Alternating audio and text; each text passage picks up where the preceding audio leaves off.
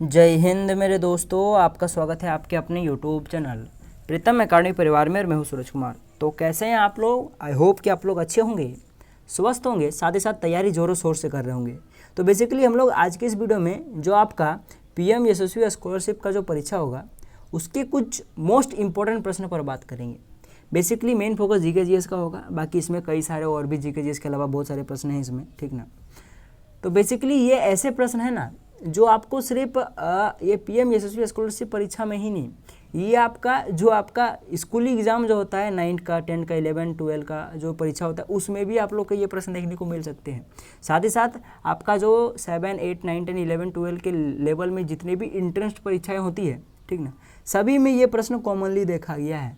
ऐसा इसलिए होता है क्योंकि इन जो प्रश्नों का है ना दैनिक जीवन में बहुत ही बड़ा यूजेस है, क्योंकि ये बहुत ही इंपॉर्टेंट प्रश्न है जो हर मनुष्य को जानना जरूरी है। तो इसीलिए आप लोग इन प्रश्नों को नज़रअंदाज एकदम मत कीजिएगा।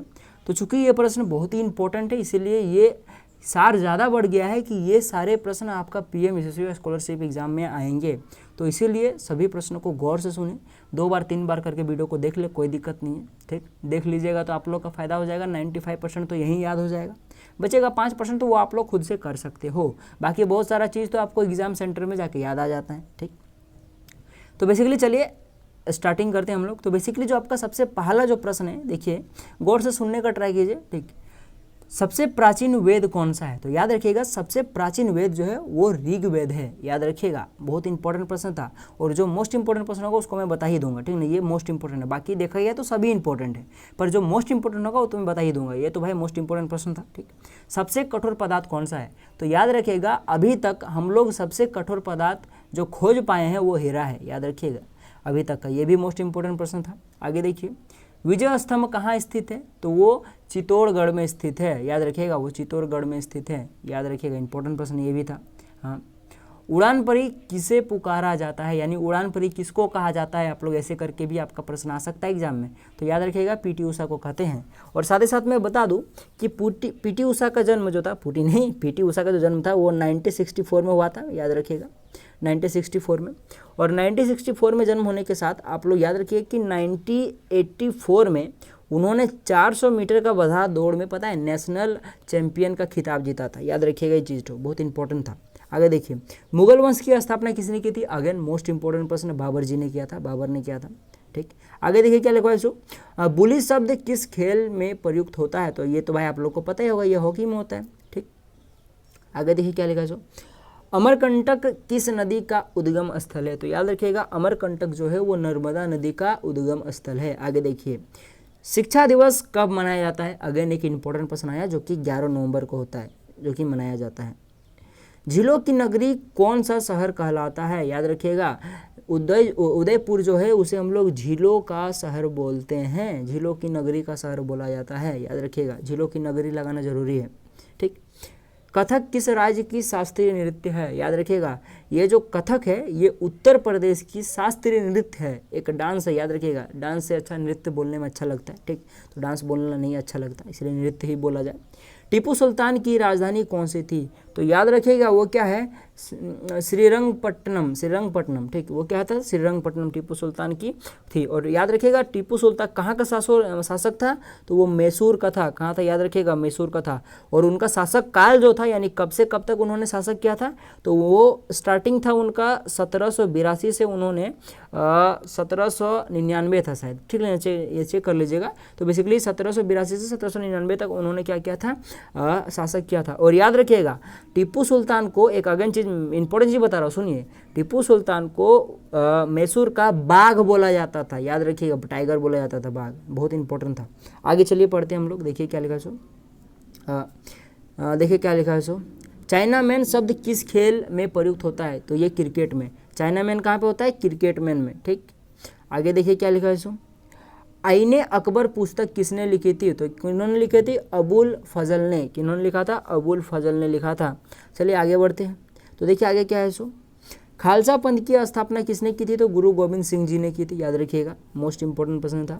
भाभा परमाणु अनुसंधान केंद्र कहाँ स्थित है? तो देखिए कहाँ याद है, ट्रम्बे मुंबई में स्थित है बेसिकली, ठीक ना। मुंबई का पहला नाम क्या था, बम्बई था, याद है ना आपको, बम्बई से फिर मुंबई कर किया गया था। और कब चेंज किया गया था बम्बई को मुंबई में, ये आप लोग कमेंट में आप लोग आंसर लिख दीजिएगा, ठीक। विश्व की सबसे लंबी रेल मार्ग क्या है आप लोग बताइए। और तो बेसिकली यहाँ तो आप लोग ने आंसर देख ही लिया होगा, तो मैं बता दूँ ये क्या होता है, ट्रांस साइबेरिया रेल मार्ग, जो कि रूस में स्थित है। और कितनी लंबा है ये आप लोग कमेंट बॉक्स में छाप दीजिएगा, ये आपका काम रहेगा, ठीक। तो चलिए हम लोग आगे बढ़ते हैं। भारत की पहिला महिला आईपीएस अधिकारी कौन थी, याद रखिएगा, मोस्ट इंपॉर्टेंट है, किरण बेदी। बहुत इंपॉर्टेंट प्रश्न है सर, ठीक ना, आप लोग जरूर याद कीजिएगा। ईस्ट इंडिया कंपनी ने भारत में पहला कारखाना कहाँ लगाया था, मोस्ट इंपॉर्टेंट प्रश्न है, सूरत में, याद रखिएगा। आर्य साम्राज्य की स्थापना, आर्य नहीं आर्य हो गए यहाँ पर, ठीक है। आर्य साम्राज्य की स्थापना कब और कहाँ स्थित थी, कब किया था या फिर कहाँ स्थित है। प्रश्न का सीधा सीधा कहने का मतलब है कि आर्य साम्राज्य जो है कब स्थित, कहाँ स्थित है और कहाँ, कब और कहाँ पे स्थित किया गया था, ठीक। कब और कहाँ, ठीक ना। तो बेसिकली मुंबई में ये स्थित है, आप लोग याद रख लीजिएगा। और कब किया गया था, तो वो 1875 में किया गया था, कब, 1875 में, ठीक। और कहाँ स्थित है, ये आपका मुंबई में, ठीक, याद रखिएगा, मुंबई बोरा मुंबई में, ठीक। आगे देखिए क्या लगा, सो भारत में जिप्सम का सर्वाधिक उत्पादन राज्य किस राज्य को कहा जाता है, या फिर बोलिए कि भारत में जिप्सम उत्पादन सबसे अधिक कहाँ होता है, आप लोग ऐसे भी प्रश्न आ सकता है, तो याद रखिएगा राजस्थान में होता है, ठीक। चलिए आगे बढ़ते हैं। नंदा पर्वत शिखर कहाँ है, तो याद रखिएगा, या फिर ऐसा भी प्रश्न आ सकता है, नंदा देवी शिखर स्थित है, या फिर और भी कई तरह से प्रश्न बन सकता है। बस प्रश्न का भाव समझिए, प्रश्न का भाव बस इतना है कि नंदा जो देवी पर्वत शिखर है वो कहाँ पे है भारत में, तो वो उत्तराखंड में है, याद रखिएगा, कहाँ पर है, उत्तराखंड में है। और आप लोग का एक सवाल है, आप लोग उसको कमेंट बॉक्स में छाप दीजिएगा कि भाई ये जो नंदा देवी पर्वत है ये आखिर कितना बड़ा है, इसका लंबाई कितनी है, आप लोग ये हमें कमेंट करके बताइएगा, ठीक। चलिए आगे बढ़ते हैं हम लोग। देखिए, मुन्ना जनजाति के लोग किस राज्य में हैं, तो याद रखिएगा मुन्ना जनजाति लोग बेसिकली झारखंड में होते हैं। आगे चलिए बढ़ते हैं। गुरु शिखर चोटी किस राज्य में स्थित है, गुरु शिखर चोटी जो है वो राजस्थान में स्थित है। और आपका काम रहा कि इसकी लंबाई भी आप लोग क्या कीजिएगा, हम लोग को कमेंट कर दीजिएगा। चलिए आगे बढ़ते हैं। देखिएगा, लेप्चा जनजाति का निवास क्षेत्र कहाँ है, तो बेसिकली लेप्चा जनजाति जो होता है वो कहाँ पाया जाता है, सिक्किम में, सिक्किम के साथ दार्जिलिंग में भी पाया जाता है, याद रखिएगा, दोनों में से कोई भी आ सकता है या फिर दोनों भी आ सकता है, ठीक। तो देखिए, भारत का सबसे ऊंचा दर्रा कौन सा है, तो याद रखिएगा काराकोरम दर्रा होता है, ठीक ना। चलिए आगे बढ़ते हैं। थारू जनजाति का मूल निवास कहाँ है, तो याद रखिएगा ये थारू जो जनजाति है उसका जो मूल निवास जो था वो बेसिकली देखा गया तो दो जगहों पे पाया जाता है, ठीक ना। एक कहाँ पाया जाता है, एक नेपाल में, ठीक, और भारत में, ठीक।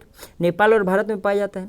और भारत में दो जगह पे, एक बिहार के जो चंपारण जिला है वहाँ पाया जाता है, और उत्तराखंड में पाया जाता है, कहाँ पे, नैनीताल में। और कहाँ पे पाया जाता है, आप लोग यहाँ पे तो नज़र आ ही रहा होगा, आप लोग देख लीजिए, उधम सिंह नगर में, ठीक, जो कि यहाँ पे उत्तराखंड यहाँ पे लिख दिया गया है, ठीक ना। तो सिर्फ यहाँ पे उत्तराखंड लिख दिया। और एक जगह कहाँ पाया जाता है, बिहार के चंपारण जिला में। और उत्तराखंड में कहाँ पे, मैंने अभी आपको बता दिया, नैनीताल में। और कहाँ पे, उधम सिंह नगर में, ठीक। तो मैंने इतना डिटेल में आपको बता दिया। देखिए, दक्षिण भारत की सबसे ऊंची चोटी कौन सी है, देखिए दक्षिण भारत की पूछा गया है ना कि भारत की, तो ये क्या हो जाएगा, अन्नामुंडा, ठीक ना। बाकी बहुत जगह पे बहुत तरह का नाम लिखा हुआ है इसका, ठीक ना, अन्नामुंडी है, ठीक ना। चलिए आगे देखिए, दोदा बेट्टा किस पर्वत की सबसे ऊंची चोटी है, तो वो क्या हो जाएगा, नीलगिरी पर्वत की, याद रखिएगा, नीलगिरी पर्वत की सबसे ऊंची चोटी है। तो चलिए हम लोग आगे बढ़ते हैं। तो देखिए हमारा आगे का क्या प्रश्न है, सो दक्षिण भारत की दूसरी सबसे ऊंची चोटी कौन सी है, पहली तो भाई नीलगिरी पर्वत, दूसरी क्या है, यही दादा बेटा, ठीक ना, याद रखिएगा, दोदा बेटा, दादा बेटा नहीं, ठीक ना। चलिए आगे बढ़ते हैं। टोडा जनजाति कहाँ निवास करती है, तो टोडा जनजाति जो होती है वो नीलगिरी की पहाड़ियों में स्थित करती है, ठीक ना, वो वहीं पे निवास करती हैं, ठीक ना। चलिए आगे बढ़ते हैं हम लोग। आगे देखिए, ऐसो भारत में सर्वाधिक जनसंख्या वाली जनजाति है, तो वो भील जनजाति है, याद रखिएगा। दिवाली को शोक के त्यौहार में मनाती है, या फिर ऐसा प्रश्न आ सकता है कि वो कौन सी जनजाति है जो दिवाली को एज ए खुशी नहीं, एक शोक का पर्व के रूप में मनाती है, तो वो क्या, थारू जनजाति, याद रखिएगा। ठीक, चलिए आगे हम बढ़ते हैं। भील जनजाति की सर्वाधिक जनसंख्या किस राज्य में है? तो याद रखिएगा वो क्या है, भील जनजाति की सर्वाधिक जो आपका जनसंख्या पाया जाता है, बेसिकली यहाँ गुजरात दिया हुआ है, पर ये बेसिकली ये मध्य प्रदेश में भी और आपका गुजरात में भी और महाराष्ट्र में भी और राजस्थान में भी पाया जाता है। तो बेसिकली मेरे हिसाब से तो सबसे ज़्यादा मध्य प्रदेश होना चाहिए, बाकी कोई दिक्कत नहीं है। राजस्थान में भी ज़्यादा पाया जाता है, मध्य प्रदेश में भी, गुजरात में भी, महाराष्ट्र में भी, याद रख लीजिएगा। ठीक, नंदा पर्वत शिखर किस हिमालय का भाग है? तो ये कुमायूं हिमालय का भाग है, याद रखिएगा। चलिए आगे बढ़ते हैं। माउंट एवरेस्ट को नेपाल में किस नाम से जाना जाता है? अगेन मोस्ट इंपोर्टेंट प्रश्न, सागरमाथा। ठीक, और यही पूछे अंडमान निकोबार द्वीप समूह की सर्वोच्च चोटी कौन सी है, या फिर बोले सर्वोच्च पर्वत चोटी कौन सी है, यानी कि अंडमान निकोबार द्वीप समूह में सबसे ऊंचा पर्वत श्रृंखला, या श्रृंखला नहीं, सर्वोच्च चोटी कौन सी, याद रखिएगा। तो क्या होता है वो सैंडल पीक बोला जाता है उसको। भारत की सबसे प्राचीन पर्वत श्रेणी कौन सी है? तो याद रखिएगा अरावली पर्वत श्रेणी होती है। कौन सी? अरावली पर्वत श्रेणी। ठीक, अरावली पर्वत श्रेणी, देखिए ये रहा आपका अरावली पर्वत श्रेणी। चलिए आगे बढ़ते हैं हम लोग। किस प्रदेश में ओजो जनजाति के लोग रहते हैं? तो याद रखिएगा अंडमान निकोबार द्वीप समूह में। कहाँ? अंडमान निकोबार द्वीप समूह में रहते हैं। ठीक, ओजो जनजाति के लोग। देखिए माउंट एवरेस्ट को तिब्बत में किस नाम से जाना जाता है? एक पूछ सकता है नेपाल में किस नाम से जाना जाता है, तो बोलेगा सागरमाथा, और पूछा जा सकता है तिब्बत में, तो तिब्बत में कौन सा नाम से जाना जाता है? तो उसको चोमोलुंगा कहा जाता है, याद रखिएगा चोमोलुंगा। ठीक, अच्छा नाम है। ठीक, नर्मदा नदी को तापी नदी के बीच पहाड़ी स्थित है। नर्मदा नदी और तापी नदी के बीच कौन सा पहाड़ी स्थित है? तो याद रखिएगा सतपुड़ा की पहाड़ियाँ स्थित होती है इनके बीच में। तो बेसिकली आज की इस वीडियो हम लोग इतने करेंगे, ठीक ना। आगे हम लोग और बढ़ेंगे। आगे देख सकते हो यहाँ पे बहुत सारा आपके लिए प्रश्न है, देख सकते हो यहाँ पे करीबन 25-26 प्रश्न है, यहाँ पे 25-26 पेज का प्रश्न है, 25-26 प्रश्न नहीं, ठीक ना। तो ये सभी को एक करके आप लोगों को करा दिया जाएगा अगर आप लोग का अच्छा रिस्पॉन्स रहा तो, ठीक ना। तो चलिए हम लोग मिलेंगे नेक्स्ट पार्ट में, तब तक के लिए जय हिंद, जय भारत और आपका दिन शुभ हो।